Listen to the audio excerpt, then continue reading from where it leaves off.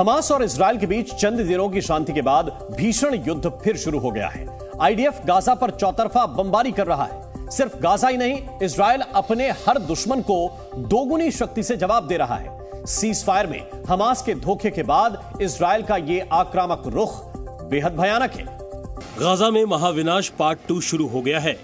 Cease fire के 7 दिन के ब्रेक के बाद से गाजा में बम धमाकों का शोर थम नहीं रहा। इजराइल ने जमीन आसमान से बीते 24 घंटों में हमास के 400 अड्डों पर धमाका किया, जिसके बाद गाजा का आसमान धुएं के समंदर में तैर गया। सीज फायर के विराम के बाद हमास के खिलाफ आईडीएफ का महासंग्राम खतरे की घंटी है। इजरायली फोर्स ने ठान लिया है कि वो हमास को खात्मे के बाद ही दम लेगा। न सिर्फ हमास बल्कि हिजबुल्लाह के ठिकानों पर भी आईडीएफ ने जोरदार हमला किया और इस बार ऐसा लग रहा है कि अब इजरायल निर्णायक लड़ाई को खत्म करने के मकसद से मैदान में है। हमास की ओर से सीज फायर का उल्लंघन करने का आरोप लगाने के बाद इजरायल की फौज गाजा पर कहर बनकर टूटी।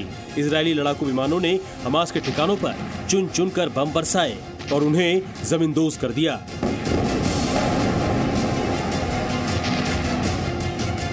आईडीएफ की इस बमबारी में करीब 200 लोगों के मारे जाने की खबर है।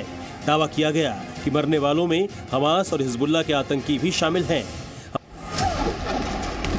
हमास के ठिकानों पर दोबारा शुरू हुए हमलों के बाद इजराइल ने बयान भी जारी किया। इजराइल ने साफ किया कि युद्ध विराम के प्रस्ताव को आगे बढ़ाने के लिए हमास की तरफ से कोई प्रयास नहीं हुआ। लिहाजा अब इजराइल युद्ध के दूसरे चरण की ओर बढ़ चुका है और अब रुकने वाला नहीं। שלא מימש את המתווה לשחרור החטופות והחטופים, ובנוסף ירה רקטות לשטח מדינת ישראל. חמאס עדיין מחזיק באכזריות 136 חטופות וחטופים, בהם 17 נשים וילדים שנחטפו מבתיהם באופן חסר רחמים. צה"ל יחד עם משטרת ישראל בישרו למשפחות של החטופים אליהו מרגלית, מיה גורן, רונן אנגל, इधर अमेरिका ने भी हमास पर युद्ध विराम की शर्तों के उल्लंघन का आरोप लगाया। व्हाइट हाउस राष्ट्रीय सुरक्षा परिषद के प्रवक्ता जॉन किर्बी ने कहा कि हमास ने भरोसा तोड़ा है। We continue to work with Israel, Egypt and Qatar on efforts to restore the humanitarian pause in Gaza. But let's be clear about this. It's because of Hamas that this pause ended, that they were just simply failed to produce a list of hostages that could help enable that pause from extending. So the onus is on Hamas. Israel पूरी शक्ति के साथ अपने दुश्मनों का खात्मा करने में जुट गया है। गाजा में इजराइल चौतरफा जमीनी और हवाई हमले कर रहा है। इजराइल की सेना ने रात भर गाजा के खान यूनिस शहर पर बम बरसाए, जबकि नॉर्थ गाजा के दूसरे शहरों पर भी टारगेट अटैक किया गया और इसके लिए वो एआई यानी आर्टिफिशियल इंटेलिजेंस का इस्तेमाल कर रहा है। इस तकनीक के जरिए इजरायली सेना ने हमास के ठिकानों पर टारगेटेड अटैक कर तबाह कर रहा है। एआई तकनीक के कमाल का एक नमूना देखिए, कैसे एक के बाद एक लड़ाकू विमानों का सटीक निशाना लगाया और हमास के ठिकानों को मिट्टी में मिला दिया। दरअसल आईडीएफ आर्टिफिशियल इंटेलिजेंस टेक्नोलॉजी के खास टूल्स का इस्तेमाल कर रहा है। इसका नाम है गॉस्पेल अल्केमिस्ट और डेप्थ ऑफ विजडम। ये सिस्टम खास तौर पर तैयार किए गए हैं जो टारगेट को लॉक कर खत्म करने के लिए गाइडेड कमांड से लैस हैं। भीषण युद्ध के बीच इजराइल के रक्षा मंत्री योआब गैलेंट ने तेल नॉफ एयरबेस का दौरा किया और दोहराया कि हमास को मिटाकर ही दम लेंगे। אומר עכשיו, ארגון החמאס מבין רק כוח.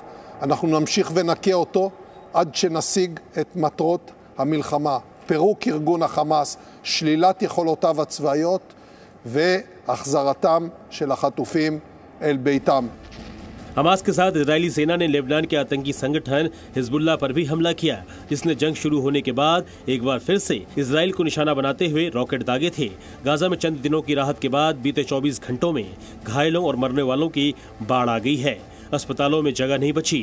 चारों ओर मचे हाहाकार के बाद यूनिसेफ ने चिंता जताई। This is a hospital. The health system here is overwhelmed. This hospital simply cannot take more children with the wounds of war.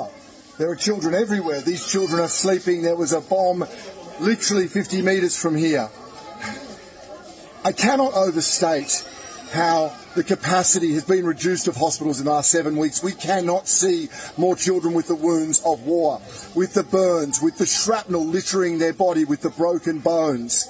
Inaction by those with influence is allowing the killing of children.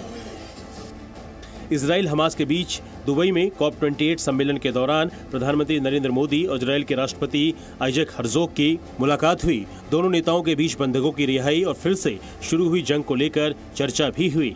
प्रधानमंत्री मोदी ने कूटनीति के जरिए Israel फिलिस्तीन मुद्दे के शीघ्र और स्थायी समाधान पर जोर देते हुए इस दिशा में आगे बढ़ने की अपील की।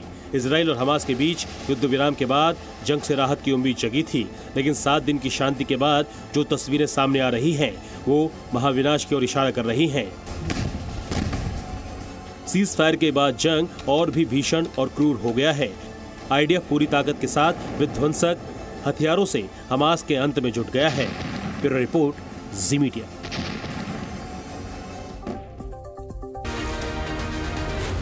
जी न्यूज़।